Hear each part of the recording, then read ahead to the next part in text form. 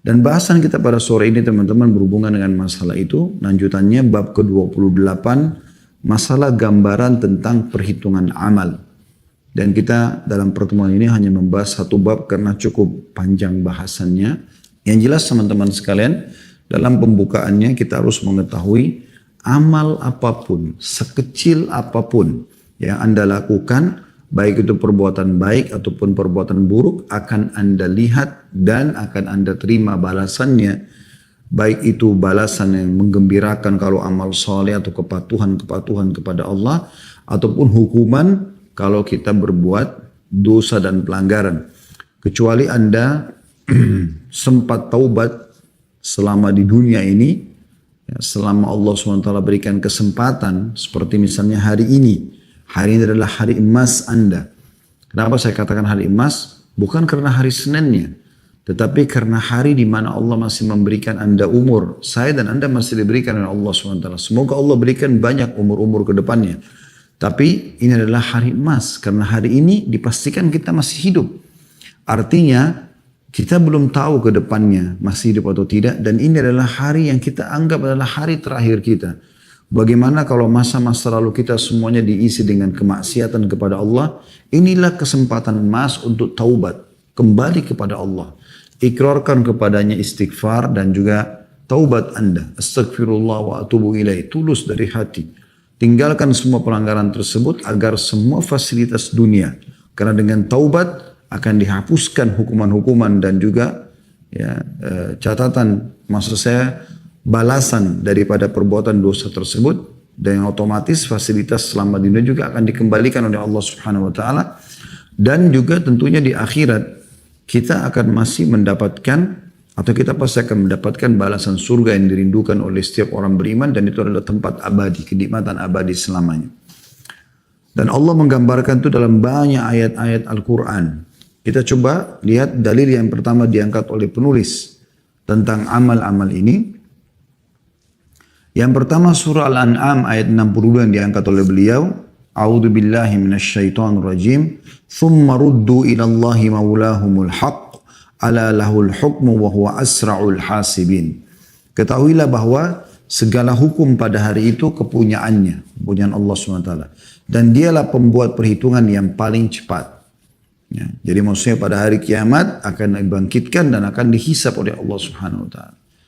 Tidak ada seorang hamba pun yang akan terzalimi pada saat itu. Allah mengatakan dalam firman yang lain, innallaha la yadhlimu mithqala dzarrah wa in taku hasanan yudha'ifha wa yu'ti min ladunhu ajran 'azima. Allah tidak akan menzalimi seperti biji sawi pun seorang hamba. Bahkan sebaliknya, kalau itu perbuatan baik maka Allah akan lipat gandakan. Kemudian dalam firman Allah yang lain surah Al-Insyiqaq ayat 7 sampai ayat 12, tapi seperti biasa di buku kita ini kalau penerbit tidak tulis ayatnya, kita coba buka di aplikasi kita di handphone Al-Qur'annya. Kita lihat surah Al-Insyiqaq ya. Ayat 7 sampai ayat 12. Saya akan bacakan dari awal surahnya, surah nomor 84, Al-Insyiqaq, artinya terbelah ya. Nanti langit pada hari kiamat akan terbelah. Ini kisah tentang hari kiamat nantinya, dan Allah Subhanahu wa taala sudah memberikan kepada kita bocorannya. Dan ini kita bersyukur karena kita mengetahui supaya kita bisa menghindar dari hal-hal yang buruk yang bisa menimpa seseorang karena pelanggaran di dunia di sana nanti. Bunyinya a'udzubillahi minasyaitonirrajim surah nomor 84, sekali lagi saya akan baca dari ayat 1 sampai saksi bahasan kita ayat 12. Bismillahirrahmanirrahim. Idas sama'un syaqqat. Apabila langit itu benar-benar terbelah, ini pada hari kiamat. Ayat 2-nya, wa adzinat li rabbiha wa huqqat, dan patuh pada Tuhannya. Langit yang besarnya luar biasa, luasnya luar biasa ini, para ilmuwan pun hanya bisa menggeleng-geleng kepala karena luasnya dan banyaknya keajaiban di langit sana. Allah mengatakan pada saat itu dia akan patuh. Dan memang langit selalu patuh pada Tuhannya karena dia juga makhluk, dan sudah semestinya langit itu patuh. Ayat 3-nya, wa idzal ardu muddat, dan apabila bumi diratakan, karena pada hari kiamat tidak ada lagi gunung, tidak ada lautan. Dalam ayat yang lain dikatakan dibenturkan sekali benturan antara gunung-gunung, dicabut dulu gunung-gunung dari bumi ini. Kemudian dibenturkan dengan bumi sekali benturan sehingga menjadi tanah yang berpasir putih yang akan menjadi mahsyar nanti. Kemudian ayat 4-nya wa alqat ma fiha wa takhallat, dan dilemparkan apa yang ada di dalamnya dan menjadi kosong. Nggak ada lagi bebannya bumi itu. Kecuali jenazah-jenazah dari manusia dan jin yang akan dibangkitkan. Hewan-hewan gitu kan. Kemudian ayat 5-nya Allah mengatakan wa'adinat li rabbiha wa huqqat, dan patuh kepada Tuhannya, dan sudah semestinya bumi itu patuh. Pada waktu itu manusia akan mengetahui akibat perbuatannya. Kemudian ayat 6-nya ya ayyuhal insanu innaka kadihun ila rabbika qadhan famulaqi. Hai manusia, sesungguhnya kamu telah bekerja dengan sungguh-sungguh menuju Tuhanmu dan pasti kamu akan menemuinya. Artinya kau berbuat baik atau berbuat buruk, kau bersungguh-sungguh mengejar itu. Orang yang mau berbuat ibadah, sholat, puasa, baca Quran, dia sungguh-sungguh, dia akan dapat balasannya. Dan juga orang yang berbuat dosa, berzina, berbohong, riba, segala macam, dia juga akan temukan akibatnya. Ayat 7 ini diangkat oleh penulis sebagai saksi bahasan. فَأَمَّا مَنْ أُوتِيَ كِتَابَهُ بِيَمِينِهِ. Adapun orang-orang nanti di mahsyar yang diberikan kitabnya di sebelah kanannya. Semoga kita termasuk ini insya Allah. Karena orang-orang yang diberikan kitab itu akan berterbangan nanti dan akan datang ke tangan kita tanpa kita bisa atur. Jadi yang akan masuk ke dalam surga datang sebelah kanannya. Dan pada saat dia terima dengan tangan kanannya, dia akan mengatakan di ayat 8-nya, فَسَوْفَ يُحَاسَبُ حِسَابًا يَسِيرًا. Allah mengatakan, maka dia akan diperiksa dengan pemeriksaan yang mudah. Kenapa diperiksa? Mesti diperlihatkan. Jadi walaupun dia akan lolos ke surga, tetap diperlihatkan ini pada saat kau lahir, tangisan pertama, kedipan mata pertama, gerakan jari pertama, nafas pertama, terus sampai meninggal dunia. Ya, baik buruknya semua akan dilihat. Mungkin dia pernah berbuat dosa, tapi kemudian dia bertaubat. Misalnya di umur 15 tahun dia buat dosa, umur 17 tahun dia taubat. Semua dipaparkan, dia bisa lihat. Wa yanqalibu ila ahlihi masrura. Ayat 9-nya. Dan dia akan kembali kepada kaumnya, maksudnya sama-sama beriman dalam kondisi gembira. Karena orang beriman nanti yang terima buku sebelah tangan sebelah kanan, semua akan berkumpul. Kemudian ayat 10-nya, wa amma man utiya kitabahu wara'a dhahri. Adapun orang yang diberikan kitabnya dari belakang. Ya, dalam ayat lain, tangan kirinya. Yang dia terima dari belakang. Ya. Tangan kirinya. Fasawfa yadu'u thubura. Di ayat 11-nya, maka dia akan teriak. Karena dia sudah tahu dengan tangan kiri yang dia terima dari sebelah kiri atau dari belakangnya, maka pasti dia akan masuk ke neraka. Depan orang-orang semua nanti di mahsyar, depan kita semua ini akan kita lihat neraka dengan gemuruhnya. Ya. Letupan-letupannya. Orang-orang yang dilempar sana yang histeri. Maka orang ini mengatakan celakalah aku. Dia bicara. Wa na'udzubillah. Semua kita tidak termasuk di sini. Ayat 12-nya wa yasla sa'ira, dan dia akan dimasukkan ke dalam api neraka yang menyala-nyala. Apa sebabnya? Disebutkan. Sekarang kita baca juga ayat 13-nya supaya menjelaskan paparan lebih lanjut ya. Apa yang Allah ingin sampaikan dalam firman-Nya, walaupun penulis hanya mengangkat saksi bahasan ayat 7 sampai ayat 12. Ayat 13-nya, sebabnya mereka dilemparkan dalam api neraka. Innahu kana fi ahlihi masrura. Di ayat 13. Sesungguhnya dia dahulu di dunia bergembira di kalangan kaumnya. Maksudnya sama-sama kafir. Ayat 14-nya, innahu dhanna alla yahur. Sesungguhnya dia menyangka bahwa sekali-kali dia tidak akan dikembalikan kepada Tuhannya. Jadi mereka berpesta foya, mabuk-mabuk, seks bebas, narkotika, pembunuhan, segala macam. Ya. Perampokan, pencurian. Mereka pikir tidak ada hisapnya semua. Ini keburuhan. Mereka tidak faham. Mereka kira mereka tidak akan dikembalikan pada Tuhannya. Ya, seperti juga sekarang perkataan orang-orang ateis kan gitu. Gak ada itu, apa itu kematian setelah mati dibangkitkan, dari mana buktinya? Seperti itu. Ya, itu pernah terjadi, salah satu tokoh Quraisy pernah datang mengambil tulang-tulang unta yang sudah lama mati lalu dihancurin sampai seperti debu, lalu dia datang ke hadapan Nabi SAW di depan Ka'bah, lalu dia lempar ke wajah Nabi debu tersebut, debu tulang-tulang unta yang sudah mati ya. Lalu dia mengatakan, "Man yuhyil idhama wa hiya ramim," dalam surah Yasin. Siapa yang hidupkan tulang-tulang setelah jadi ramim, jadi kayak debu begini. Maka Allah menyuruh Nabi SAW menjawab, "Qul yuhyiha alladhi ansha'aha awwala marrah wa huwa bikulli khalqin alim." Katakan, hai Muhammad, yang akan menghidupkan kembali itu adalah yang telah menciptakannya pertama kali. Dan dia maha mengetahui ciptaan-ciptaannya. Ayat 15-nya, "Bala inna rabbahu kana bihi basira." Ketahuilah dengan dan yakini dengan benar, sesungguhnya Tuhannya selalu melihatnya. Jadi bodoh orang kalau dianggap tidak dilihat oleh Allah Subhanahu wa taala. Ya. Kalau Anda nanti mau tadabbur ayat Al-Qur'an, maka Anda bisa baca insyaallah lanjutannya ayat 16 sampai ayat 25 ini tentang bagaimana Allah Subhanahu wa taala memastikan Dia yang pencipta. Dia menceritakan tentang terbitnya matahari, datangnya malam, gitu kan. Bulan terlihat, maka itu semua tanda-tanda kebesaran Allah SWT. Saksi bahasan kita sampai ayat ke-15. Dan di sini dipastikan akan ada hisab, akan orang menerima buku tangan sebelah kanan yang akan selamat. Semoga kita termasuk insya Allah, dan tangan sebelah kiri bagi orang yang celaka. Selanjutnya diangkat oleh penulis surah Al-Haqqah ayat 18 sampai 29. Ya, surah nomor 69 ya. Surah nomor 69 ayat 18 sampai 29. Tapi saya coba baca dari ayat satunya. Kita coba tadabburi ini. Karena ini bicara tentang hari kiamat. Al-Haqqah artinya hari kiamat. A'udzu billahi minasyaitonir rajim. Surah nomor 69 sekali lagi. Mulai ayat 1 insyaAllah. Bismillahirrahmanirrahim. Al-Haqqah. Hari kiamat itu. Kiamat artinya hari kebangkitan. Mal-Haqqah. Apakah hari kiamat itu?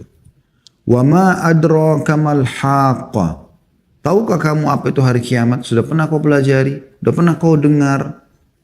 Kadzabat Tsamud wa 'Adun bil qari'ah. Ketahuilah ada kaum sebelum kalian bernama Tsamud, kaumnya Nabi Saleh, dan kaum 'Ad, kaumnya Nabi Hud, yang telah mendustakan hari kiamat. Fa amma Tsamud fa uhliku bit taghiyah. Kalau kaum Tsamud, karena mereka pungkiri, enggak ada tuh kiamat. Apa itu hai Saleh? Kamu bicara apa tentang kebangkitan, tentang kematian? Maka mereka telah kami binasakan, tuh dibinasakan dengan kejadian yang luar biasa. Kaum Tsamud Allah binasakan semuanya yang kufur. Wa amma 'Adun fa uhliku birihin sarsarin 'atiyah. Adapun kaum 'Ad, kaumnya Nabi Hud, mereka tinggi besar postur tubuhnya, gitu kan? Bisa membangun bangunan untuk memahat gunung-gunung. Maka mereka telah dibinasakan dengan angin yang sangat dingin lagi amat kencang. Sakharaha alaihim sab'a layalin wa thamaniyata ayyamin khusuman fatara al-qawma fiha sar'a ka'annahum ajazu nakhlin khawiyah. Yang Allah menimpakan angin itu kepada mereka selama 7 malam dan 8 hari terus menerus. Maka kamu lihat kaum 'Ad pada waktu itu mati bergelimpangan seakan-akan mereka tungkul pohon kurma yang telah kosong. Ayat 8-nya, fahal tara lahum min baqiyah. Maka kamu tidak melihat seorang pun yang tinggal di antara mereka. Atau ini lebih kepada pertanyaan. Allah SWT mengatakan, apakah kalian bisa melihat bekas mereka? Ada orang yang hidup di antara mereka? Tidak ada lagi, tinggal kisah saja gitu. Tapi ini semua Allah hancurkan karena mereka kufur kepada hari kiamat. Ya. Ayat 9-nya, waja'a Fir'aun wa man qablahu wal mu'tafikatu bil khati'ah. Dan telah datang Fir'aun setelah Tsamud dan 'Ad. Ada lagi kaumnya Nabi Musa, Fir'aun. Dan orang-orang yang sebelumnya dan penduduk negeri yang dijungkir balikan karena kesalahan besar. Kesalahan besar mereka disebutkan ayat 10-nya. Fa'asaw rasul rabbim fa'akhadahum akhdatar rabiyah. Maka masing-masing mereka mendurhakai Rasul Tuhan mereka. Nggak ada, kau bukan Nabi, kau bukan Rasul. Seperti kita tahu Fir'aun memungkiri Musa. Ya, kemudian 'Ad memungkiri Hud. Kaum Lut kepada Lut. Ya, kemudian kaumnya Nabi Ibrahim, Namrud. Ya. Kemudian kaumnya Nabi Saleh, kaum Tsamud. Semua Allah binasakan. Kaum-kaum Nabi yang mulia alaihimussalatu wassalam ini. Dan masing-masing mereka mendurhakai Rasul Tuhan mereka. Lalu Allah menyiksa mereka dengan siksaan yang sangat keras. Inna lamma tagal ma'u hamalnakum fil jariyah. Sesungguhnya kami tak kala air telah naik sampai gunung, kami bawa nenek moyang kamu ke dalam bahtera. Kisah Nabi Nuh alaihissalam. Semua banyak umat-umat sebelum kita yang sudah Allah gambarkan. Mereka ini memungkiri hari kiamat. Linaj'alaha lakum tadhkiratan wa ta'iyaha udhunun wa'iyah. Agar kami jadikan peristiwa-peristiwa mereka itu sebagai peringatan bagi kamu. Dan agar diperhatikan oleh telinga yang mau mendengar. Ayat 13-nya. فَإِذَا نُفِخَ فِي السُّورِ نَفْخَةٌ وَاحِدَةٌ. Maka apabila sangkakala ditiup sekali tiupan. Ayat 14-nya. وَحُمِلَتِ الْأَرْضُ وَالْجِبَالُ فَدُكَّتَا دَكَّةً وَاحِدَةً. Ini tadi yang saya katakan ya. Apa yang Allah bilang? Dan diangkatlah bumi dan gunung-gunung lalu dibenturkan keduanya sekali bentur. Jadi gunung-gunung Allah copotkan semua dari muka bumi ini. Sehingga dikeluarkan semua bebannya bumi jadi ringan. Lalu kemudian dibenturkan sehingga menjadi tanah saja gitu kan. Ayat 15-nya, فَيَوْمَ إِذٍ وَقَعَتِ الْوَاقِعَةِ. Maka pada hari itu terjadilah hari kiamat. Ayat 16-nya, وَإِنْشَقَّتِ السَّمَاءُ فَهِيَ يَوْمَئِذٍ وَاهِيَةٌ. Dan terbelahlah langit. Karena pada hari itu langit menjadi lemah. Yang kita lihat sekarang langit begitu kokohnya bangunan di atas kepala kita. Sampai generasi demi generasi manusia banyak mati, langit tetap sama. Pada hari itu hari kiamat akan menjadi lemah. Lalu ayat 17-nya Allah menggambarkan wal malaku ala arjaiha wa yahmilu arsy rabbika fawqahum yawma idzin thamaniyah. Dan malaikat-malaikat berada di penjuru-penjuru langit dan pada hari itu 8 orang malaikat menjunjung arsy Tuhanmu di atas kepala mereka. Artinya kita bisa menyaksikan malaikat pada saat itu dan Allah Azza wa Jalla datang untuk menghakimi hamba-hambanya. Ayat 18 ini yang diangkat saksi bahasan oleh penulis. Yauma idzin tu'raduna la takhfa minkum khafiyah. Pada hari itu kamu dihadapkan kepada Tuhanmu tiada sesuatu pun dari keadaanmu yang tersembunyi bagi Allah. Semua dari hal yang kecil, melirik saja, ya. Niat saja Allah tahu semuanya. Ayat 19-nya. فَأَمَّا مَنْ أُوتِيَ كِتَابَهُ بِيَمِينِهِ فَيَقُولُ هَاؤُمُ اقْرَءُوا كِتَابِيَهْ. Adapun orang-orang yang diberikan kepadanya kitabnya dengan sebelah kanannya, tangan kanannya. Semoga kita termasuk ini. Maka dia berkata, ambillah, bacalah kitabku ini. Karena gembira, dia tahu dia akan selamat. Walaupun dia tidak lihat isinya, dia tahu dia akan selamat. Ayat 20-nya. Inni dhanantu anni mulakin hisabiyah. Ya, sungguhnya aku yakin bahwa aku telah menemui hisab terhadap diriku. Aku akan selamat. Ayat 21-nya Allah pastikan fahuwa fi 'isyatir radiyah. Maka orang itu dalam kehidupan yang diridhoi. Maksudnya dia puas. Ridho itu artinya puas. Ayat 22-nya di mana itu? Fi jannatin 'aliyah. Dalam surga yang tinggi. Maksudnya bangunan-bangunannya tinggi. Ya. Ayat 23-nya kutufuha daniyah. Buah-buahannya dekat. Mudah dipetik. Sebagian ulama mengatakan kalau kita di dunia ini masih harus mengulurkan tangan untuk memetik buah, maka di surga tidak. Kita baru kepengen buah tertentu, buah itu mendekat, lalu kemudian menundukkan, pohon itu menundukkan ranting-rantingnya sampai mendekati tangan kita sehingga mudah dipetik. Ayat 24-nya dikatakan kepada ahli surga, Kulu washrabu hani'am bima aslamtum fi ayyamil khaliyah. Kepada mereka dikatakan makan dan minumlah dengan sedap disebabkan amal-amal yang telah kamu kerjakan pada hari-hari yang lalu. Di dunia, puasa, zakat, sholat, sedekah, bakti orang tua, dan seterusnya. Ayat 25-nya. Wa amma man utiya kitabahu bishimalihi fayaqulu ya laitani lam uta kitabiyah. Adapun orang yang diberikan kepadanya kitabnya di sebelah kirinya. Ya. Tadi ayat-ayat yang sebelumnya dalam surah Al-Haqqah atau Al-Insyiqaq itu adalah diambil dari belakangnya tapi sisi kiri juga ya. Maka dia akan berkata, wahai alangkah baiknya kiranya tidak diberikan kepadaku kitabku ini. Dia berharap tidak terima buku amalnya. Ayat 26-nya, walam adri ma hisabiyah, dan aku tidak mengetahui apa hisab terhadap diriku. Semoga aku tidak tahu itu. Dia berharap begitu. Lalu dia berharap orang-orang kafir, orang munafik, orang musyrik ya. Ya laitaha kanatil qadiyah. Ayat 27-nya. Wahai kiranya kematian waktu di dunia itu sudah menyelesaikan segala sesuatunya. Mereka berharap tidak dibangkitkan lagi. Ma agna anni maliyah. Ayat 28-nya. Dia mengatakan hartaku sekali-kali tidak bermanfaat kepadaku. Sebuah prestasi dunia, jabatan, nama baik, harta dan segala macam. Semua tidak ada gunanya. Halaka anni sultaniyah. Ayat 29-nya. Telah hilang kekuasaanku dariku. Sampai sini diangkat oleh penulis bahasannya. Tapi saya ingin lanjutkan supaya kita lebih jelas. Diapakan sih orang-orang kafir, orang munafik, orang musyrik ini? Allah gambarkan 1400 tahun yang lalu turun ayat ini. Dan kita sekarang diingatkan oleh Allah SWT dan akan terus dibaca oleh orang yang beriman sampai hari kiamat nanti. Ayat 30 Allah mengatakan, khudhuhu fagullu.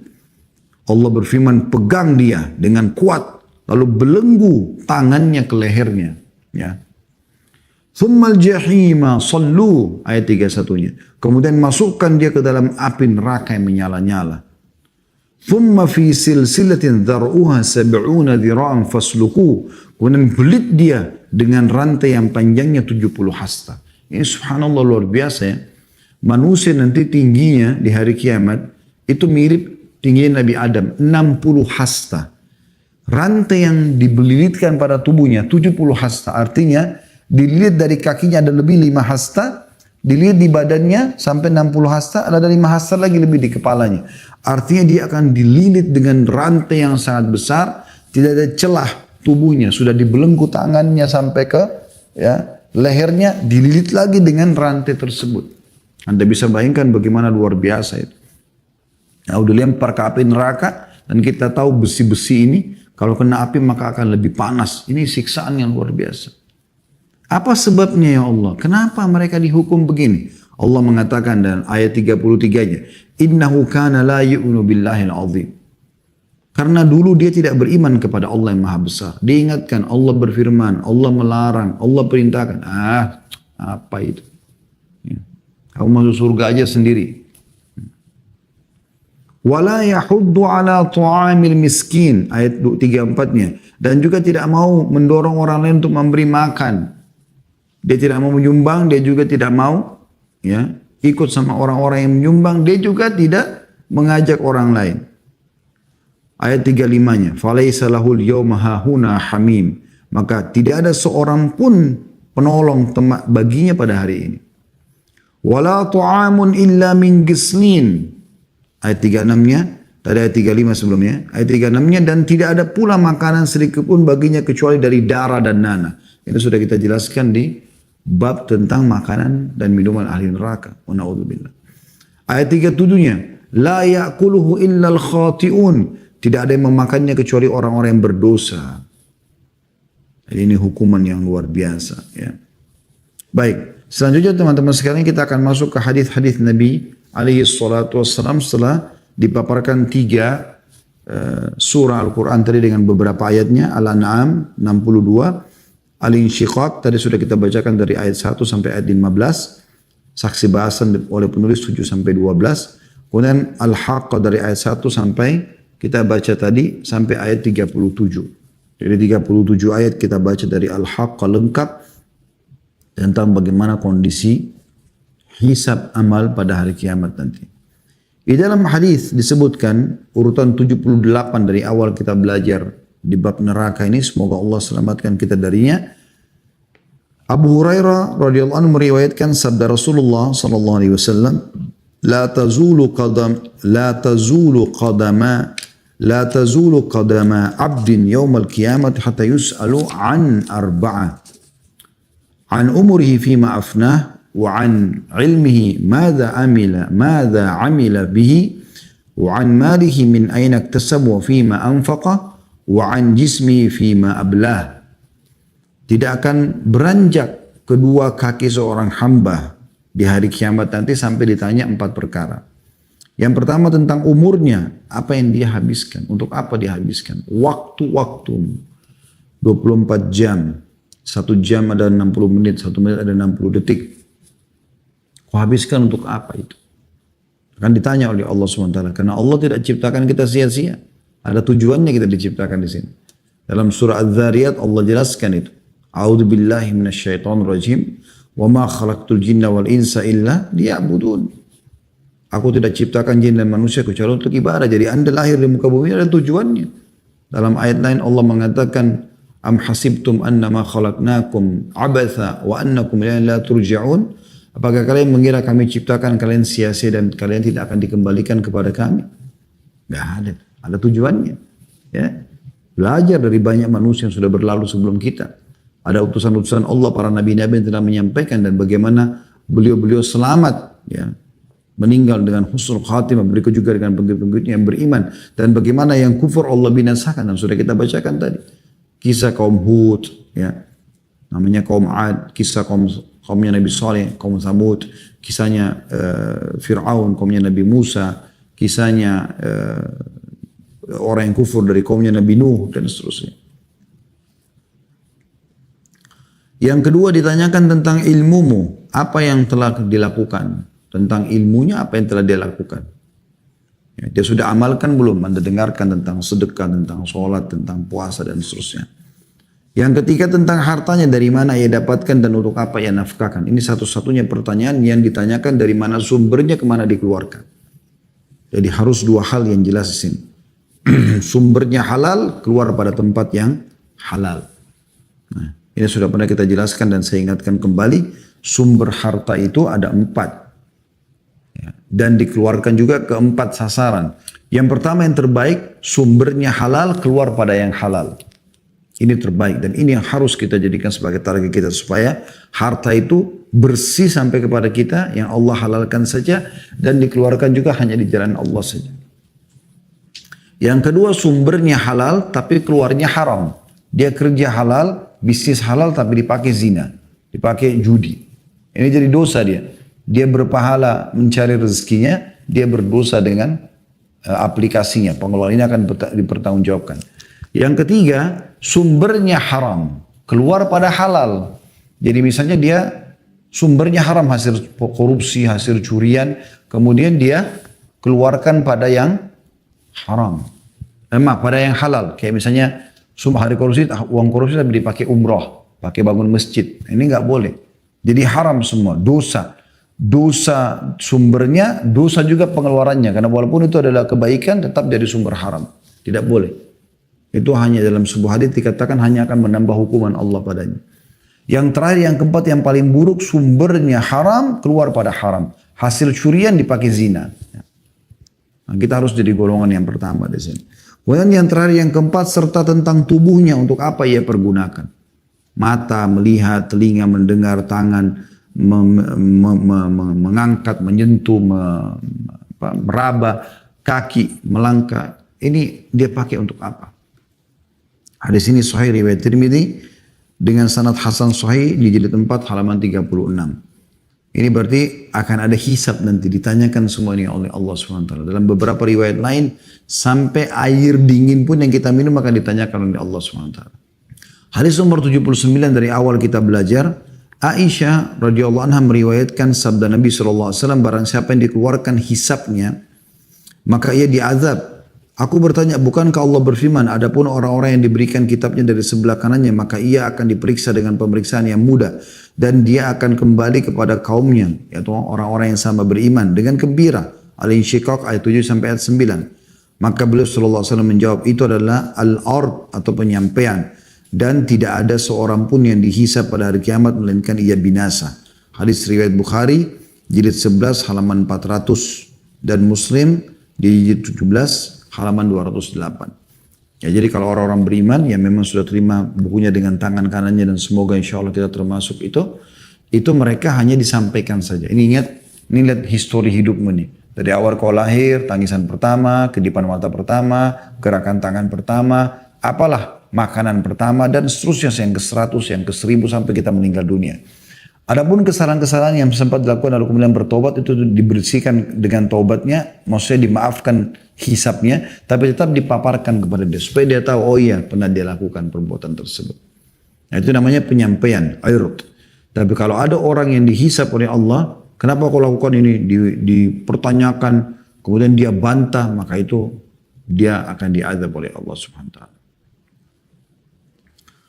Hadis ini menjelaskan atau memberikan gambaran akan ada hisab hari kiamat. Hadis ke-80.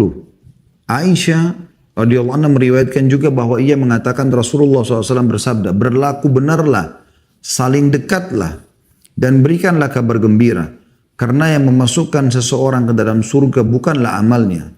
Maka mereka para sahabat bertanya, termasuk engkau wahai Rasulullah? Kata beliau, termasuk aku. Hanya saja Allah meliputiku dengan rahmatnya. Hadis riwayat Bukhari, jilid 11 halaman 294 dan Muslim jilid 17 halaman 161. Hadis ini teman-teman sekalian juga memberikan gambaran kepada kita bagaimana Nabi SAW menggambarkan berlaku benarlah, maksudnya sesuai dengan apa yang Allah anggap benar. Kerjakan itu saja, yang wajib dan yang sunnah. Tinggalkan semua yang dilarang. Saling dekatlah, maksudnya saling memberi peringatan, ya, saling mendukunglah, gitu kan. Dan berikanlah kabar gembira. Karena tidak ada berita gembira maksudnya kalau dengan patuh kau akan masuk surga, kau akan selamat. Itu saja. Di dunia kau akan dapat fasilitas, di akhirat juga kau akan selamat. Karena tidak ada seorang pun yang masuk surga dengan amalnya. Tidak ada. Walaupun anda beribadah 500 tahun, sholat 500 tahun, sedekah. Bukan karena itu anda masuk surga. Tapi karena rahmat Allah subhanahu wa ta'ala. Amal itu ya, akan membantu kita meninggikan derajat di surga. Tapi masuk surganya sendiri itu dengan rahmat Allah. Makanya para sahabat penasaran mengatakan, anda juga ya Rasulullah? Kata Nabi SAW, iya, saya pun begitu. Tapi ini menandakan bahwasanya ya, akan ada hisab hari kiamat. Amal-amal tetap akan ditimbang oleh Allah SWT walaupun dia bukan penyebab masuk ke dalam surga, gitu kan? Karena masuk surga dengan rahmat Allah SWT. Ada orang mungkin berbuat dosa lebih banyak daripada amal solehnya, tapi karena rahmat Allah, ya, sebagian ulama mengatakan dia tidak membantah, ya, pada saat Allah mengatakan kau kerjakan ini, kau kerjakan ini, ya Allah, dia akui semua, maka bisa Allah maafkan. Ya, sebagaimana ada orang nanti dikatakan dalam sebuah hadis sahih, didatangkan hari kiamat dosanya bergunung-gunung.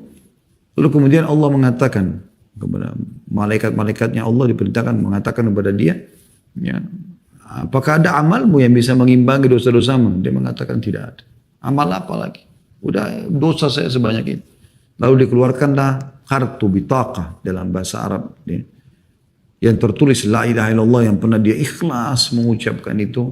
Dia tidak pernah melanggar, merusak kalimat la ilaha illallahnya, tidak pernah menyekutukan Allah. Kemudian ditimbang di timbangan yang satu, lalu terlemparlah semua dosa-dosanya, gitu kan. Dikalahkan itu dengan rahmat Allah. Ya. Makanya dalam pemahaman ahli sunnah wal jamaah, semua pelaku dosa itu dikatakan tahta masyiatillah, di bawah naungan Allah subhanahu wa ta'ala. Insya adzaba, kalau Allah mau Allah siksa, wa insya ghafaralah, kalau Allah mau Allah bisa ampuni. Dan ini gambaran di timbangan nantinya. Allah SWT punya kekuasaan untuk memaafkan atau menghukum. Hadis ke-81, Abu Hurairah radhiyallahu anhu meriwayatkan sabda Rasulullah SAW, kalian benar-benar akan menunaikan hak-hak kepada orang yang berhak menerimanya pada hari kiamat nanti, sehingga dibalaskan untuk kambing yang tidak bertanduk dari kambing yang bertanduk.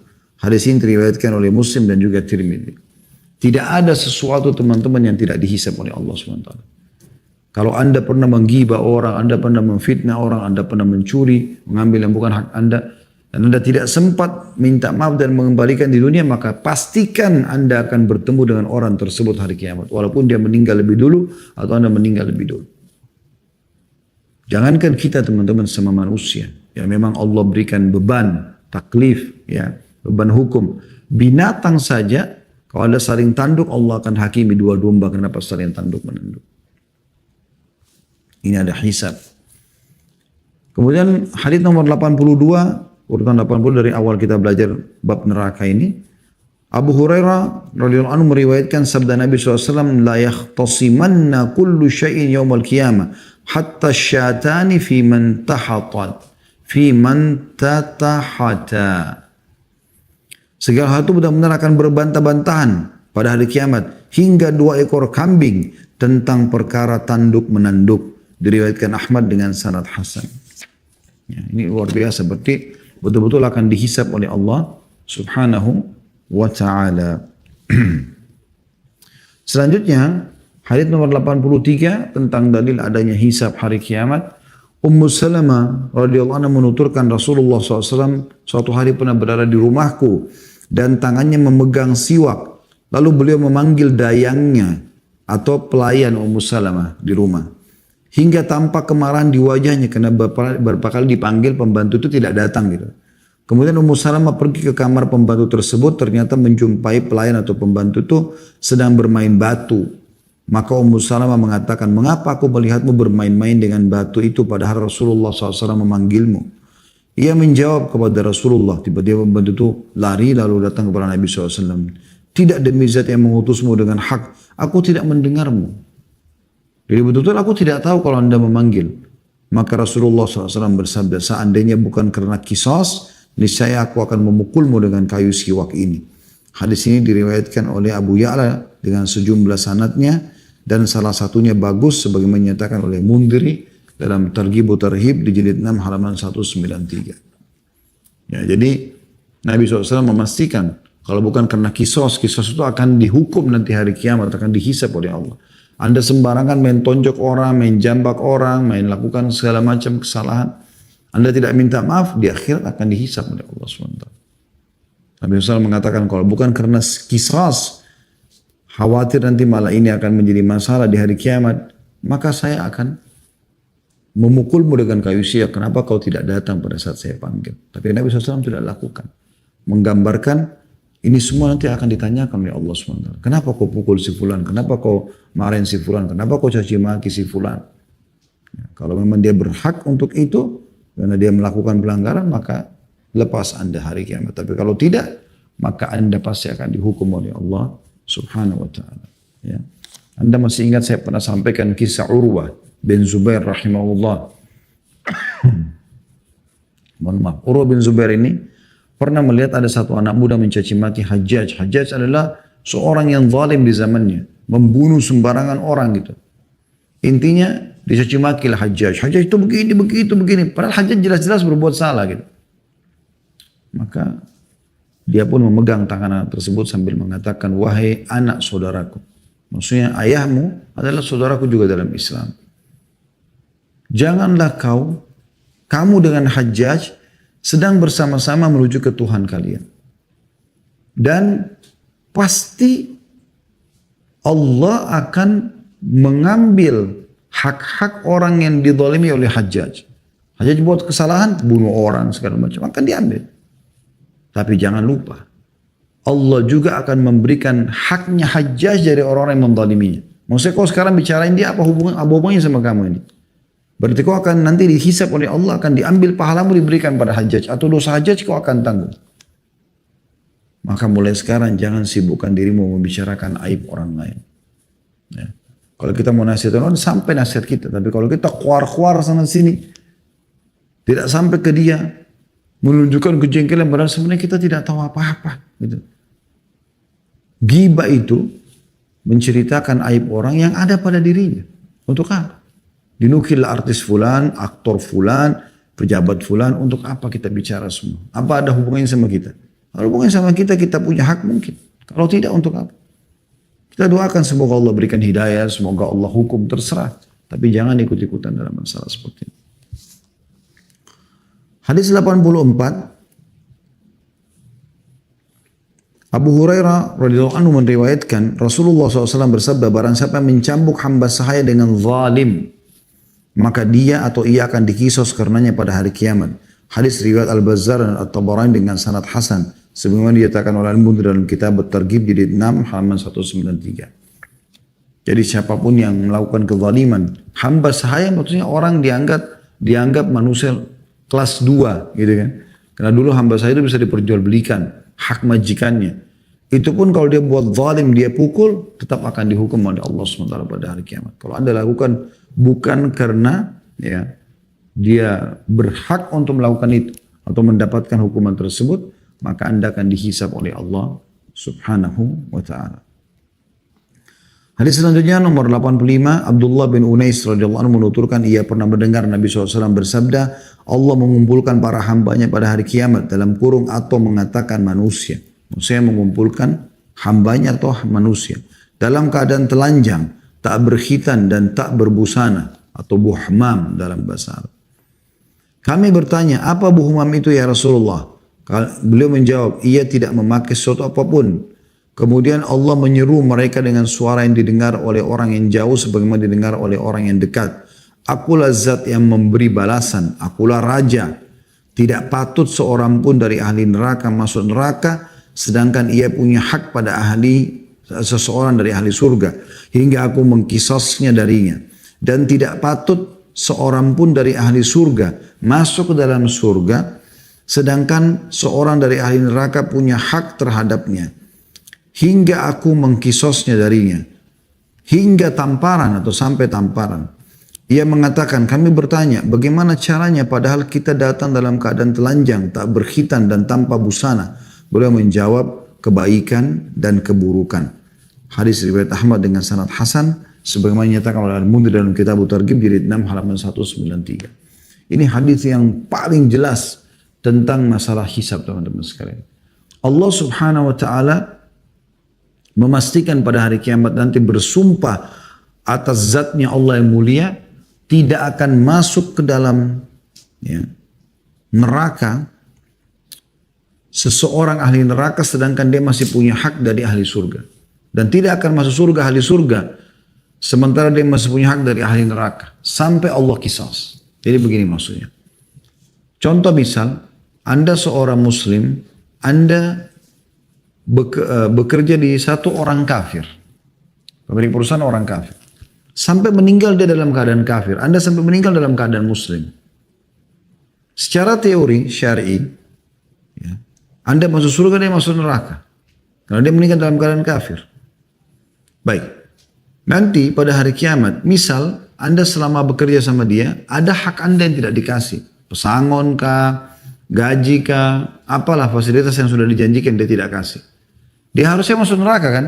Tapi tetap aja.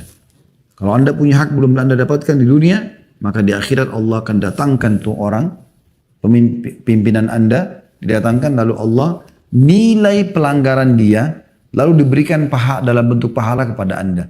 Sehingga tadinya Anda cuma punya pahala 100 ribu misalnya, pelanggaran dia nilainya 10 ribu, Allah akan tambahkan 10 ribu, jadi Anda punya 110 ribu misalnya. Ya, jadi akan meninggikan derajat Anda di surga. Sebaliknya, tidak akan masuk penghuni neraka ke neraka selama dia masih punya hak dari ahli surga. Misal kita balik sekarang, Anda pemilik perusahaan sebagai muslim, Anda meninggal dalam keadaan Islam, ada pegawai Anda kafir, dia meninggal dalam keadaan kafir, maka dia dari ahli neraka. Tapi ternyata selama dia bekerja ada hak dia yang belum Anda kasih. Bukan berarti karena dia kafir Anda tidak dikisos. Tidak, Anda akan dikisos. Anda akan dihisab oleh Allah SWT. Allah datangkan nanti, Allah nilai pelanggaran Anda pada dia, haknya yang tidak Anda kasih itu, lalu kemudian mengurangi pahala Anda. Ya, dan ini akan terjadi. Allah SWT bersumpah dengan itu. Maka ini sebuah keadilan yang luar biasa gitu kan. Dan pada saat itu para sahabat mengatakan, ya Rasulullah, bukankah kita dibangkitkan telanjang, tidak berbusana, tidak pakai alas kaki, tidak berkhitan. Bagaimana kita menyelesaikan hak-haknya orang? Kata Nabi SAW, kebaikan dan keburukan. Maksudnya, pahalamu diberikan atau kau tanggung dosanya dia. Kalau pahalamu masih cukup, dikasih ke orang-orang. Tapi kalau tidak cukup, dosa mereka akan kau tanggung. Dan ini dirincikan juga dalam hadis setelahnya, hadis nomor 86. Abu Hurairah radhiyallahu anhu meriwayatkan sabda Rasulullah SAW, atadruna manil muflis? Qalu al-muflisu fina man la dirham lahu wa la mata'. Qala al-muflisu min ummati man ya'ti yawmal qiyamati bi salatin wa siyamin wa zakatin wa ya'ti wa qad syatama hadha wa kadafa hadha wa akala mala hadha wa safaka dama hadha wa daraba hadha fayuqda hadha min hasanati wa hadha min hasanati fa in faniyat hasanatuhu qabla an yaqdiya ma alayhi ukhidha min khatayahum faturihat alayhi thumma turiha fin nar. Apakah kalian tahu siapa orang yang bangkrut itu? Mereka menjawab, orang yang bangkrut menurut kami ialah orang yang tidak ada dirham dan dinar dan hartanya. Bisnis bangkrut. Kita sudah tahu makna bangkrut ya. Beliau bersabda, bukan. Orang yang bangkrut sebenarnya adalah dari umatku, orang yang datang pada hari kiamat membawa pahala sholat lengkap, puasa, zakat, juga membawa dosa karena pernah mencaci maki si fulan, menuduh si fulan, memakan harta si fulan, mengalirkan darah fulan, dan memukul si fulan. Lalu dosa-dosa itu ditebus dengan kebaikan-kebaikannya. Jika kebaikan-kebaikannya telah habis sebelum menyelesaikan kewajibannya, maka keburukan-keburukan orang-orang yang terzalimi ditimpakan kepadanya. Kemudian dilemparkanlah ia ke dalam neraka. Hadis ini riwayat Muslim dan juga Tirmidzi. Ini hadis yang luar biasa, teman-teman sekalian. Orang yang bangkrut sebenarnya pada hari kiamat adalah orang ini. Ya.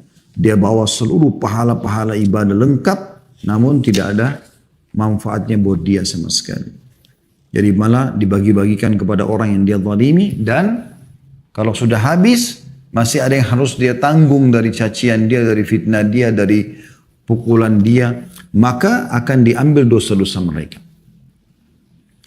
Selanjutnya, hadis nomor 87 Abu Hurairah meriwayatkan, sekali lagi menggambarkan tentang hisab pada hari kiamat. Mereka bertanya, wahai Rasulullah, apakah kami akan melihat Rabb kami pada hari kiamat? Maka beliau SAW balik bertanya, apakah kalian kesulitan melihat matahari di tengah hari yang tidak berawan? Kalau lagi tidak ada awan, bisa nggak lihat matahari? Tentu bisa. Mereka menjawab, tidak, maksudnya tidak kesulitan kami lihat matahari di siang hari tanpa awan. Beliau bertanya lagi, apakah kalian kesulitan melihat bulan di malam purnama yang tidak berawan? Mereka menjawab, tidak. Maka beliau SAW berjawab, bersabda, demi zat yang jiwaku berada di tangannya, kalian tidak kesulitan melihat Rabb kalian sebagaimana kalian tidak kesulitan melihat salah satu dari keduanya. Lalu hamba berjumpa dengan Rabbnya, maka dia Allah bertanya, wahai fulan, bukankah aku memuliakanmu, menjadikanmu sebagai pemimpin, menikahkanmu, menundukkan untukmu kuda dan unta, serta membiarkanmu menjadi pemimpin dan mengambil bagian dari 1/4 dari rampasan perang? Ia menjawab, iya wahai Rabbku. Lalu Allah bertanya, apakah kamu yakin bahwa kau akan berjumpa denganku? Ia menjawab, tidak. Jadi pada hari itu tidak bisa orang bohong. Subhanallah. Tidak bisa lisan kita mau bohong, nggak bisa. Akan mengatakan, iya. Karena Allah bilang di sini, setelah Allah jelaskan, bukankah aku sudah menikahkan kau, muliakan kamu segala. Dia aku iya. Lalu Allah tanya, apa kau yakin kau akan bertemu dengan aku di sini? Maka dia mengatakan tidak. Allah berfirman, sungguhnya aku melupakanmu pada hari ini, sebagaimana dulu kau melalaikanku. Kemudian Allah berjumpa dengan orang yang kedua, maka Allah bertanya, wahai fulan, bukankah aku memuliakanmu, menjadikanmu sebagai pemimpin, menikahkanmu, menundukkan untukmu kuda dan unta, serta membiarkanmu menjadi pemimpin dan mengambil bagian 1/4 dari rampasan perang? Ia menjawab, iya wahai Rabbku. Dia bertanya lagi, Allah bertanya, apakah kamu yakin bahwa kau akan berjumpa denganku? Ia menjawab, tidak. Dia nggak bisa bohong. Walaupun dia mau bohong nggak bisa. Dia berfirman, Allah berfirman, sungguhnya aku melupakanmu pada hari ini sebagaimana dulu kau melalaikanku. Kemudian Allah berjumpa lagi dengan orang yang ketiga. Jadi contohnya bahwasanya Allah akan bertemu dan menghisap, menanyakan hamba-hambanya. Kemudian dia berjumpa lagi dengan orang yang ketiga, maka dia bertanya, Allah bertanya, D-nya besar kata ganti Allah, wahai fulan, bukankah aku memuliakanmu, menjadikanmu sebagai pemimpin, menikahkanmu, menundukkan untukmu kuda dan unta, serta membiarkanmu menjadi pemimpin dan mengambil bagian 1/4 dari rampasan perang? Ia menjawab, iya wahai Rabbku. Maka Allah bertanya, apakah kau yakin bahwa kau akan berjumpa denganku? Ia menjawab, wahai Rabb, aku beriman kepadamu, kitabmu dan rasul-rasulmu. Aku sholat, berpuasa, bersedekah dan memuji kebaikan menurut kemampuan. Lalu Allah berfirman, di sini kalau begitu. Kemudian Allah berfirman, sekarang kami akan mengutus saksi atasmu. Ia berfikir dalam hatinya, siapa yang akan menjadi saksi atasnya? Lalu mulutnya dikunci dan ditanyakan kepadanya, atau dikatakan kepada pahanya, bicaralah. Maka paha, ya, kemudian daging dan tulangnya berbicara tentang amalnya. Hal itu agar ia tidak bisa membuat alasan terhadap dirinya. Itulah munafik dan itulah orang-orang yang dibenci oleh Allah. Hadis riwayat Muslim. Jadi hadis ini menggambarkan pada kita bagaimana orang hari kiamat gak bisa berbohong. Dia terus terang dia mengatakan ia tidak beriman pada Allah, atau dia akan mengatakan aku coba sholat, aku coba begini. Dia mau menghindar, tapi Allah mengatakan akan ada saksinya. Lalu disuruh tubuhnya memberikan kesaksian atas dirinya sendiri. Ya. Jadi matanya bicara, ya, telinganya bicara, tangannya bicara, kemaluan bicara, kaki bicara, semua memberikan kesaksian. Selanjutnya hadis 88, Ummu Mubashshirah Al-Ansariyah radhiyallahu anha pernah mendengarkan Rasulullah SAW berkata di sisi Hafsah, La yadkhulun nara insya'Allah min ahli syajarati ahad alladhina bay'u tahtaha. Qalat bala ya Rasulullah. Fantaharaha faqalat Hafsah wa in minkum illa wariduha. فقال النبي صلى الله عليه وسلم قد قال الله سبحانه وتعالى ثم ننجي الذين اتقوا وَنَذَرُ الظَّالِمِينَ فِيهَا جِثِيًّا. Tidak akan masuk neraka kata Nabi SAW jika Allah menghendaki seorang pun dari ahlu syajarah. Ahlu syajarah ini dikenal dengan orang-orang yang membaiat Nabi SAW di bawah sebuah pohon di kesepakatan Hudaybiyah. Jadi waktu Nabi SAW mengajak 1.400 sahabat untuk umrah, kemudian mereka ditahan oleh Quraisy di wilayah Hudaybiyah, sekitar 80 km dari Mekah ya, sebelum masuk wilayah haram. Maka di situ terjadi kesepakatan Hudaybiyah, tidak bisa sama sekali mereka masuk tahun itu ke Mekah, ditahan oleh Quraisy. Namun sebelum terjadi kesepakatan, Nabi SAW sempat mengutus Utsman bin Affan untuk bertemu dengan Abu Sufyan, negosiasi. Kalau kita mau umroh bukan mau perang. Karena Utsman telat datang, maka Nabi SAW ambil janji setia di bawah sebuah pohon. Semua sahabat sepakat. Ya, harus mereka janji setia hidup mati bersama Nabi SAW. Kalau Nabi suruh perang ke Mekah, mereka akan ikut perang. Kalau Nabi suruh pulang, mereka pulang. Maka semua membaiat Nabi SAW pada saat itu kecuali satu orang. Al-Ja'd bin Qais. Dia adalah seorang munafik. Ini sudah saya sampaikan dalam kisah Sirah Nabawi. Nabi SAW pernah bilang, tidak akan masuk neraka jika Allah menghendaki seorang pun dari ahlu syajarah. Semua yang membaiat itu masuk surga. Karena Nabi SAW bilang setelah dibaiat, diambil janji setia dari mereka, mereka akan hidup mati bersama Nabi SAW. Maka Nabi bilang, kalian semua masuk ke dalam surga, kecuali orang yang sembunyi di belakang unta merah. Itulah Ja'd bin Qais tadi, seorang munafik yang sengaja ikut untuk memata-matai saja. Hafsah berkata, tidak wahai Rasulullah. Maksudnya, masa sih semuanya masuk surga gitu? Maka beliau pun membentaknya atau memarahi Hafsah. Maka Hafsah mengatakan, bukankah Allah berfirman, artinya dalam surah Maryam ayat 71, dan tidak ada seorang pun darimu melainkan mendatangi neraka itu. Maka Nabi SAW menjawab, Allah subhanahu wa ta'ala juga sudah berfirman, lanjutannya, Maryam 72. Kemudian kami akan menyelamatkan orang yang bertakwa dan membiarkan orang-orang yang zalim dalam neraka dalam keadaan berlutut. Ya. Artinya, nanti akan ada kejadian ini pada hari kiamat. Bagaimana ada orang yang masuk surga, insya Allah tanpa hisab. Dan semua kita termasuk di situ. Mereka hanya disampaikan penyampaian tadi ya. Ini loh, dari kamu lahir sampai kamu meninggal. Lalu kemudian dipersilakan masuk ke dalam surga. Termasuk ahlu syajarah atau orang yang membayat Nabi SAW di bawah pohon di kesepakatan Hudaybiyah. Kemudian selanjutnya hadis nomor 89 Abu Sa'id Al-Khudri radhiyallahu anhu menuturkan Rasulullah SAW bersabda, "Yuja'u bi Nuhin yaumal qiyamah fayuqalu lah, hal ballagta?" Fayaqulu, "Na'am ya Rabbi." Fatus'alu ummatuhu, "Hal ballagakum?" Fayaqul, "Ma ja'ana min nadhir." Fayaqulu, "Man syuhuduk?" Fayaqulu, "Muhammadun wa ummatuhu." فيجاء بكم فتشهدون ثم قرأ رسول الله صلى الله عليه وسلم وكيف جعلناكم وكذلك جعلناكم أمة وسطا قال عدلا لتكونوا شهداء على الناس ويكون الرسول عليكم شهيدا. Nabi Nuh alaihissalam akan didatangkan pada hari kiamat. Lalu ditanyakan kepadanya, apakah kamu telah menyampaikan hai Nuh?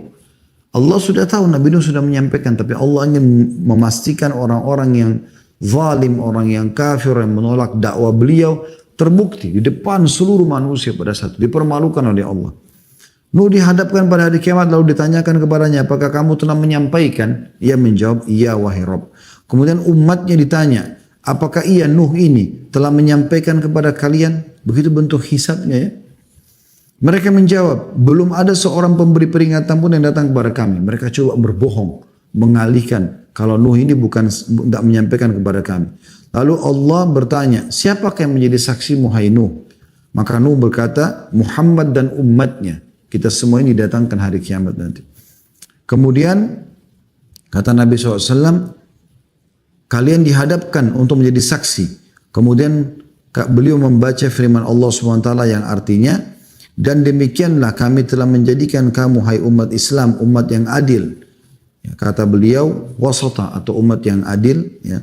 Dan kamu menjadi saksi atas perbuatan manusia dan agar Rasul Muhammad SAW menjadi saksi atas perbuatan kalian. Surah Al-Baqarah 143.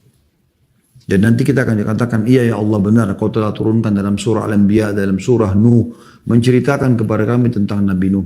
Sehingga kaumnya tidak bisa memungkiri masalah itu. Hadits ini riwayat Bukhari jadi 13 halaman 316. Kemudian hadis nomor 90 ini hadis terakhir dalam bab kita. Adi bin Hatim radhiyallahu anhu mengatakan Rasulullah SAW bersabda, "Ma minkum ahadun illa sayukallimuhu rabbuh. Laisa bainahu wa bainahu turjuman. Fayanzuru aymana minhu wa fala yara illa ma qaddam min amalihi wa yanzuru ash'ama minhu fala yara illa ma qaddam wa yanzuru baina yadayhi fala yara illa an-nara tilqa'a wajhi fattaqun nara walau bisyikki tamrah." Tidak ada seorang pun dari kalian melainkan Robnya akan bercakap-cakap dengannya tanpa perantara di antara keduanya.